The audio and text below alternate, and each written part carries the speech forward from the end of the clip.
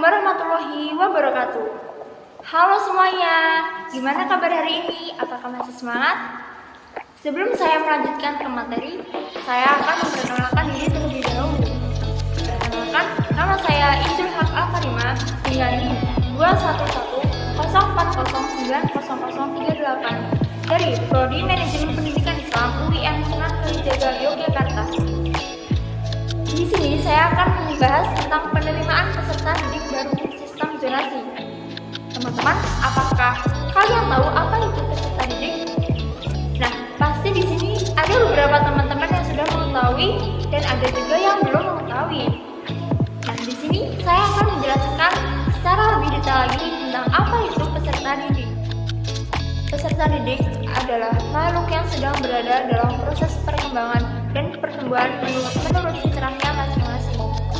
Mereka memerlukan bimbingan dan pengarahan yang konsisten menuju ke arah optimal kemampuan fitrahnya.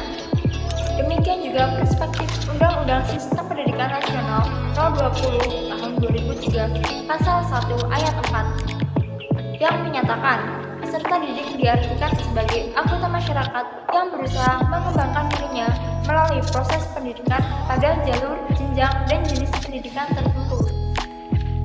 Kehidupan abad 21 menuntut adanya keterampilan peserta didik untuk siap menghadapi tantangan yang ada. Keterampilan tersebut diistilahkan dengan 4C, yang merupakan singkatan dari critical thinking atau berpikir kritis, collaboration atau kemampuan bekerja sama dengan baik, communication atau kemampuan berkomunikasi, dan creativity atau kreativitas. Selanjutnya, manajemen peserta didik.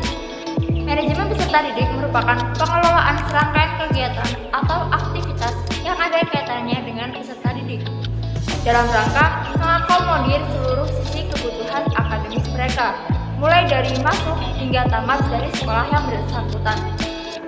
Tujuan dari manajemen peserta didik yaitu mengatur segala bentuk kegiatan yang menunjang proses pembelajaran agar peserta didik menjadi tertib dan lancar sehingga memberikan dampak pada tujuan pendidikan secara keseluruhan. Selanjutnya, fungsi dari manajemen peserta didik sebagai wadah atau tempat bagi peserta didik dalam usahanya mengembangkan potensi diri baik secara personal, sosial maupun akademik. Penerimaan peserta didik baru merupakan kegiatan suatu instansi pendidikan yaitu sekolah di mana melakukan penerimaan peserta didik baru guna menyaring calon peserta didik baru yang akan mendaftar ke sekolah yang dituju. Peserta didik baru yang lolos harus memenuhi kriteria yang ditentukan oleh sekolah dengan melalui tahapan pendaftaran, tes seleksi, dan pengumuman peserta didik baru. UNESCO dalam Global Education Monitoring Report 2016 menerangkan Indonesia peringkat ke-10 dari 14 negara berkembang.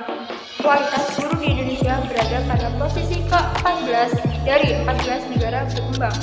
Dalam UNES yang dikutip oleh Sri Utami, anggaran pendidikan besar, namun kenyataannya kualitas pendidikan Indonesia masih berada jauh dari kata memadai. Masyarakat akan berlomba-lomba masuk ke sekolah favorit yang dianggap memiliki sarana dan prasarana yang lengkap, serta biasanya sekolah favorit memiliki tenaga pengajar pilihan yang kompeten dan profesional, serta prioritas utama dalam pemberian akses untuk mengikuti berbagai perlombaan secara tingkat regional, nasional maupun internasional. Dampak bagi sekolah yaitu ada sekolah yang memiliki banyak siswa, di sisi lain ada juga sekolah yang kekurangan siswa. Karena pentingnya pemerataan akses dan mutu pendidikan, maka pemerintah menjalankan kebijakan zonasi pendidikan. Implementasi kebijakan zonasi pendidikan merupakan strategi atau upaya pemerintah melakukan pemerataan akses dan mutu pendidikan. Sistem zonasi dalam pendidikan merupakan landasan pokok penataan reformasi sekolah secara keseluruhan, mulai dari taman kanak-kanak hingga sekolah menengah atas. Peraturan Menteri Pendidikan dan Kebudayaan Republik Indonesia Nomor 14 Tahun 2018 tentang penerimaan peserta didik baru pada taman kanak-kanak, sekolah dasar, sekolah menengah pertama, sekolah menengah atas, sekolah menengah kejuruan atau bentuk yang lainnya yang sederajat mengenai sistem zonasi pada bagian 4 pasal 16 ayat 1-5 yang berbunyi 1. Sekolah yang diselenggarakan oleh pemerintah daerah wajib menerima calon peserta didik yang berdomisili pada radius zona terdekat dari sekolah yang paling sedikit sebesar 90% dari total jumlah keseluruhan peserta didik yang diterima. Yang kedua, domisili calon peserta didik sebagaimana dimaksud pada ayat pertama berdasarkan alamat pada kartu keluarga yang diterbitkan paling lambat 6 bulan sebelum pelaksanaan PPDB. Yang ketiga, radius zona terdekat sebagaimana dimaksud pada ayat 1 ditetapkan oleh pemerintah daerah sesuai dengan kondisi di daerah tersebut berdasarkan A. Kriteria anak usia sekolah di daerah tersebut dan B. Jumlah ketersediaan daya tampung dalam rombongan belajar pada masing-masing sekolah. Yang keempat, dalam penetapan radius zona sebagaimana yang disebutkan pada ayat 3, pemerintah daerah melibatkan musyawarah atau kelompok kerja kepala sekolah. Yang kelima, bagi sekolah yang berada di daerah batasan provinsi, kabupaten, atau kota, ketentuan persentase dan radius zona terdekat sebagaimana yang dimaksud pada ayat pertama dapat diterapkan melalui kesepakatan secara tertulis antar pemerintah daerah yang saling berbatasan. Dengan adanya kebijakan penerimaan peserta didik baru jalur zonasi, ada pro dan kontra yang terjadi dalam masyarakat. Dalam skripsi konflik penerapan sistem zonasi penerimaan peserta didik baru 2018, studi kasus pada SMP Negeri 11 Medan oleh Indah Safira Fitri, ada beberapa sumber konflik PPDB, diantaranya adanya fasilitas sekolah yang tidak sama di setiap sekolah, kurangnya waktu sosialisasi kepada orang tua siswa, perhitungan jarak yang kurang akurat, belum adanya pemerataan fasilitas sekolah, serta siswa berprestasi sulit bersaing karena sistem zonasi. Selain itu, ada juga dampak positif dari sistem zonasi. Karena sistem zonasi dinilai lebih adil, karena anak yang tinggal dekat sekolah lebih berhak masuk ke sekolah tersebut. Sistem zonasi mampu menghilangkan kastanisasi sekolah jika kebijakan ini terus dilanjutkan.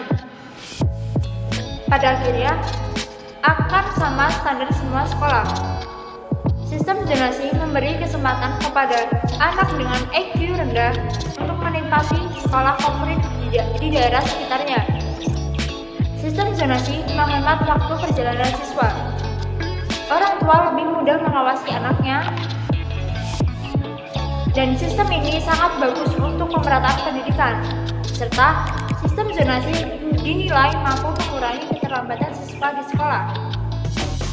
Solusi tentang penerimaan peserta didik baru dengan sistem zonasi yaitu dengan pemerataan tenaga pendidik yang berkompeten serta tunjangan fasilitas untuk sekolah-sekolah yang belum memiliki fasilitas yang memadai.